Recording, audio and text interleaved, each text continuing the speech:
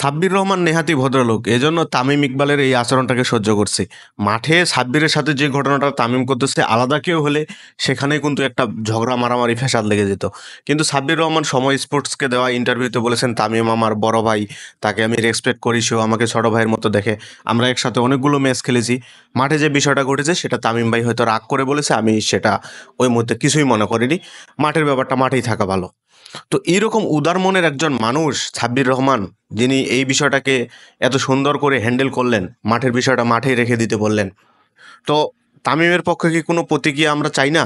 তামিমের পক্ষে একটা মানে বলতে পারতো না সংবাদ মাধ্যমে যে আমি হয়তো রাগের বশবর্তীত হয়ে সাব্বিরকে কিছু একটা বলে ফেলেছি, যাই হোক এটা হয়তো আমার করা ঠিক হয়নি। এরকম একটা স্বীকারোক্তি তো দিতে পারতো অন্তপক্ষে তামিম ইকবাল। উনি তো একজন বাংলাদেশের লিজেন্ড ক্রিকেটার। সাব্বির রহমানও তাই বলতেছেন যে ওনার মতো ক্রিকেটার হয়তো বাংলাদেশে নাও আসতে পারে, উনি একজন লিজেন্ড ক্রিকেটার। ঠিক আছে, সবই মানলাম। বাট ওনার আচরণটাতেও অনেক ছোট ভাই কিন্তু কষ্ট পায়।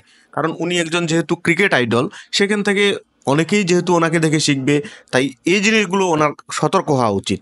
আপনার কাছে বিষয়টা কি মনে হয়? আমার তো সাব্বির রহমানকে, এতটা উদার মন মানসিকতার মানুষ যে তিনি, আজকে আমরা সেটা তার পরিচয় পেলাম।